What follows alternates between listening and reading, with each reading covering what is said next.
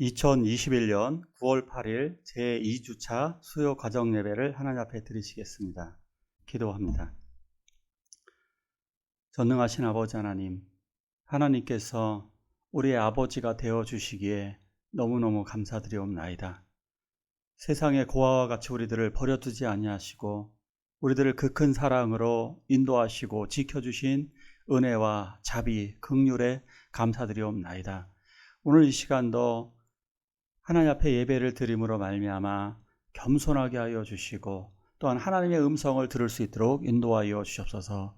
성령님께서 우리를 붙들어 주시고 성령의 능력으로 이 세상을 이기며 살아가게 하여 주시옵소서. 무엇보다 우리들에게 여러 가지 고난들이 많이 있는데 오늘도 말씀을 통해 이 고난들을 이겨내고 하나님께서 우리들에게 부여하신 아름다운 뜻, 아름다운 사명을 기억하게 하여 주시옵소서. 이 모든 것, 우리들에게 주어진 것, 또한 아버지 하나님께서 베풀어 주신 모든 것 다 하나님의 영광입니다. 예수 그리스도의 이름으로 기도하옵나이다. 아멘. 사도신경으로 신앙 고백하십니다. 전능하사 천지를 만드신 하나님 아버지를 내가 믿사오며 그 외아들 우리 주 예수 그리스도를 믿사오니 이는 성령으로 잉태하사 동정녀 마리아에게 나시고 본디오 빌라도에게 고난을 받으사 십자가에 못 박혀 죽으시고 장사한 지 사흘 만에 죽은 자 가운데서 다시 살아나시며 하늘에 오르사 전능하신 하나님 우편에 앉아 계시다가 저리로서 산 자와 죽은 자를 심판하러 오시리라.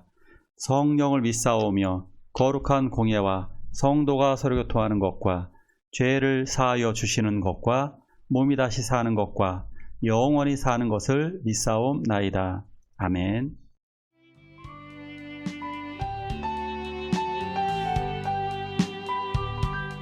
멀고 마 이 세상 길 소망 없는 나그네의 길 방황하고 헤매이며 정처 없이 살아왔네. 의지할 곳 없는 이 몸 위로받고 살고파서 세상 유혹 따라가다 모든 것을 다 잃었네. 무거운 짐 등에 지고 쉴 곳 없어 해처로운 몸 쓰러지고 넘어져도 위로할 자 내겐 없었네. 세상에서 버림받고 한 세월 방탕하다 아버지를 만났을 때 죄인임을 깨달았네. 눈물로써 회개하고 아버지의 품에 안기어 죄악으로 더럽힌 몸 십자가에 못 박았네. 구원함을 얻은 기쁨 세상에서 제일이라 영광의 길 허락하신 내 주 예수 찬양하네.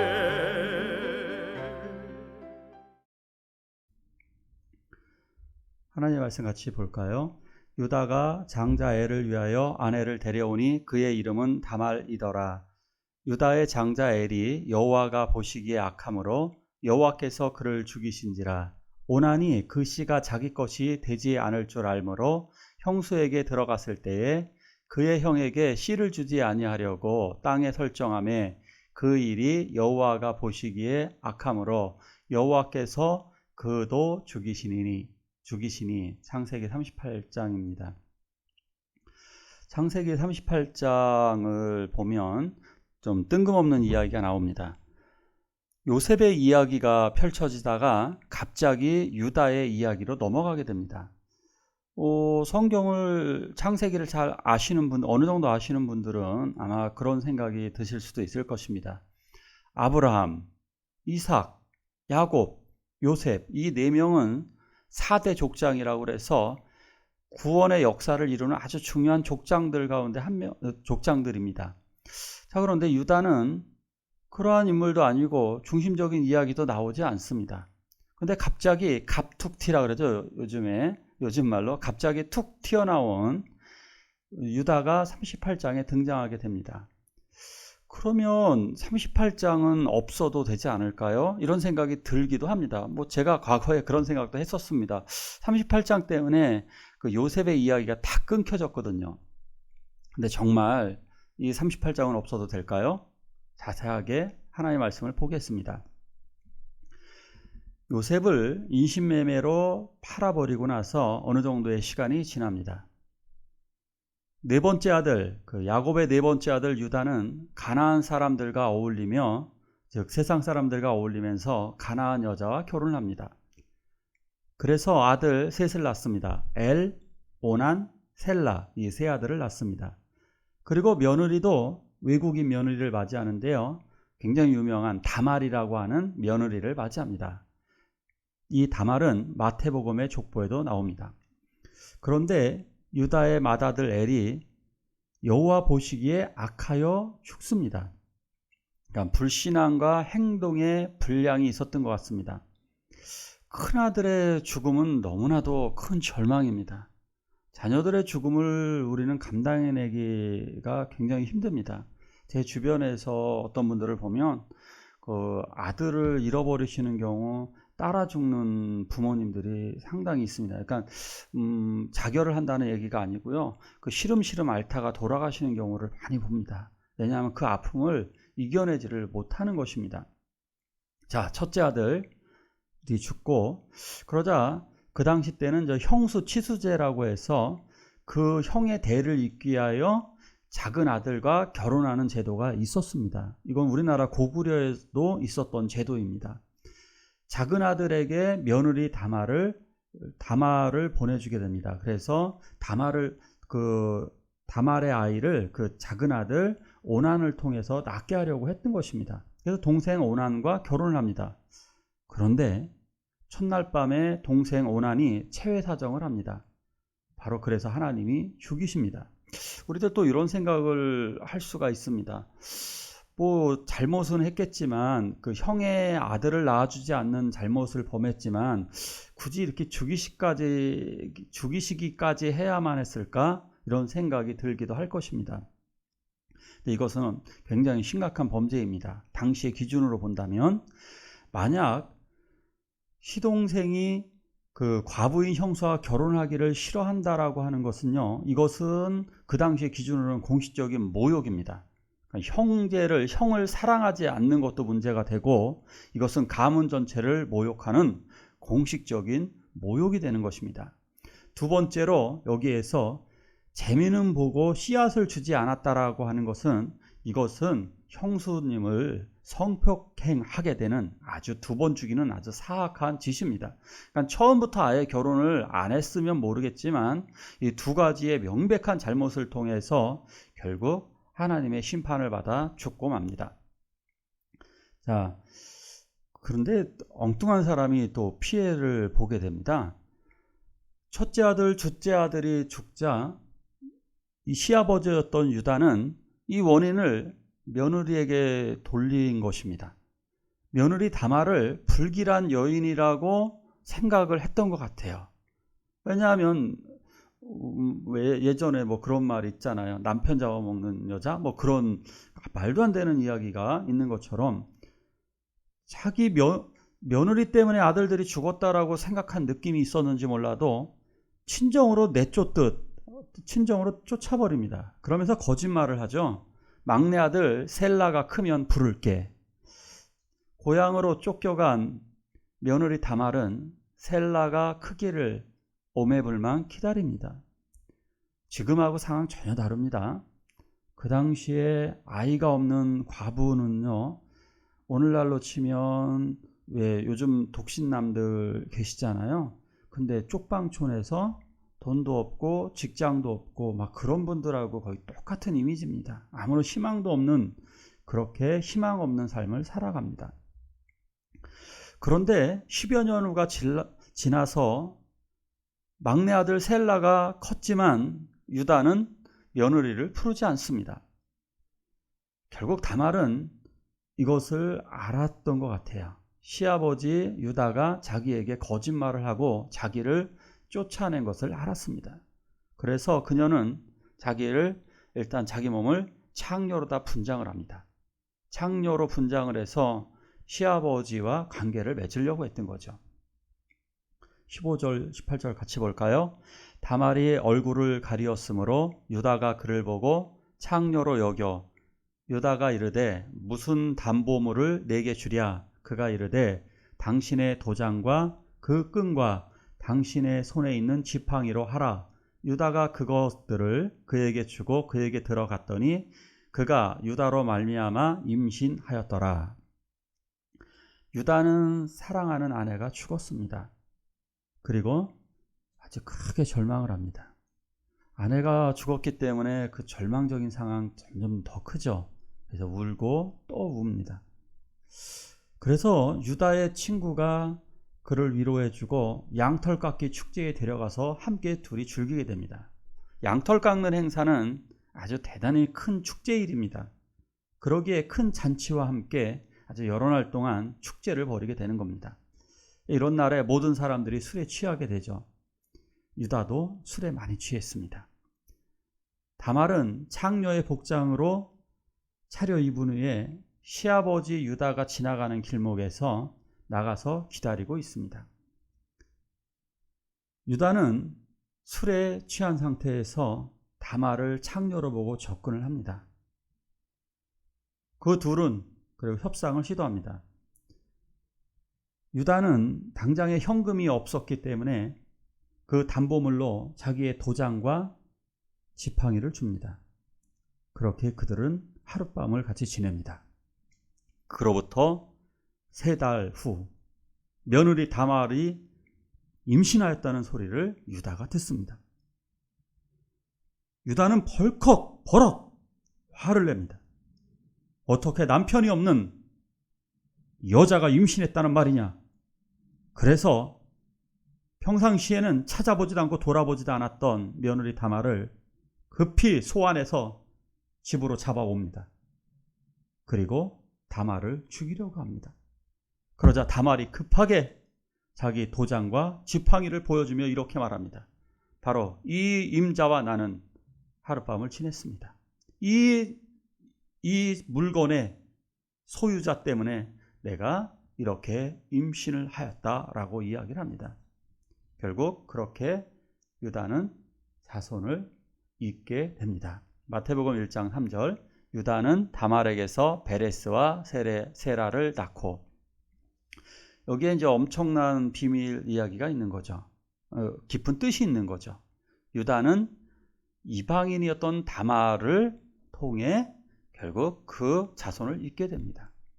어떻게 다말이 하나님의 공동체에 들어왔는지를 보여주는 그 비밀이 38장에 나오게 되는 것입니다. 외국인들이 많이 등장하게 됩니다. 하나님은 이들을 통해서도 하나님의 나라를 이루시게 됩니다. 점차 많은 또 다른 외국인 여자도 또 여기에 하나님의 나라 공동체 이스라엘에 참여를 하게 됩니다. 결국 이것을 통해 하나님은 불행한 여인을 돌보시는 분이심을 알게 됩니다.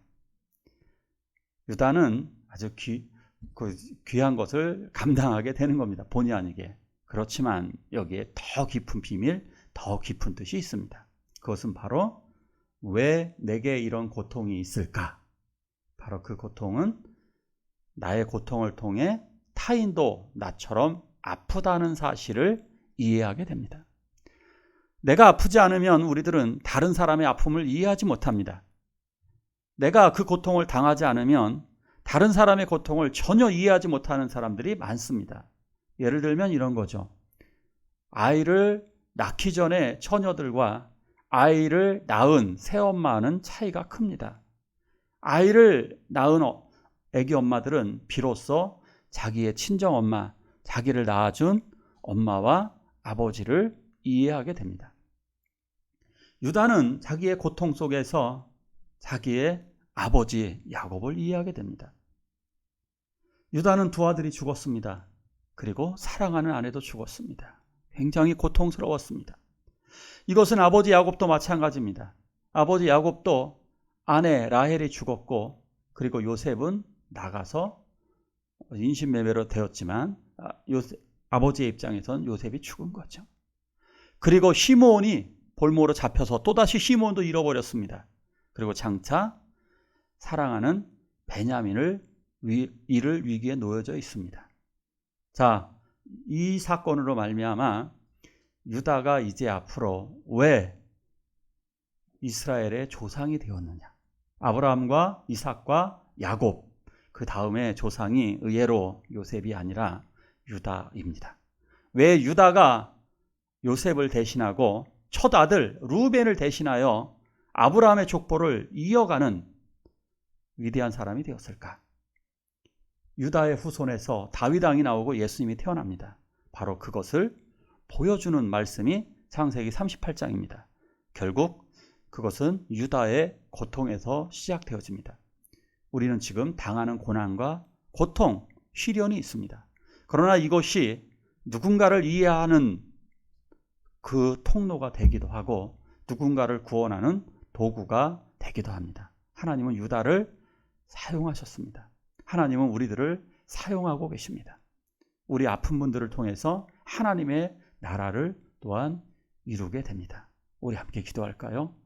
우리들의 아픔을 고쳐주시길 원하며 또한 그것을 통해 회복되어지고 누군가를 이해하고 누군가를 구원하는 도구가 되게 해달라고 우리 한 목소리로 하나님께 기도하시겠습니다.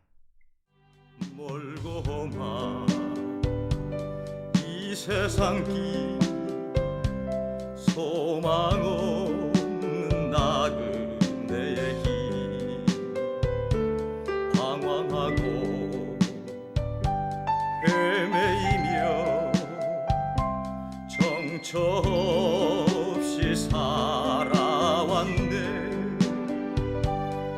의지할 곳 없는 이 몸 위로받고 살고파서 세상 유혹 따라가다 모든 것을 다 잃었네. 무거운 짐 등에 지고 쉴 곳 없어 해처로운 몸 쓰러지고 넘어져도 위로할 자 내겐 없었네. 세상에서 버림받고 한 세월 방탕하다 아버지를 만났을 때 죄인임을 깨달았네. 주기도문으로 예배를 마치도록 하겠습니다. 하늘에 계신 우리 아버지여, 이름이 거룩히 여김을 받으시오며 나라가 임하옵시며 뜻이 하늘에서 이루는 것 같이 땅에서도 이루어지이다. 오늘날 우리에게 일용할 양식을 주옵시고 우리가 우리에게 죄지은 자를 사하여 준 것 같이 우리의 죄를 사하여 주옵시고 우리를 시험에 들게 하지 마옵시고 다만 악에서 구하옵소서. 대개 나라와 권세와 영광이 아버지께 영원히 있사옵나이다. 아멘. 의지하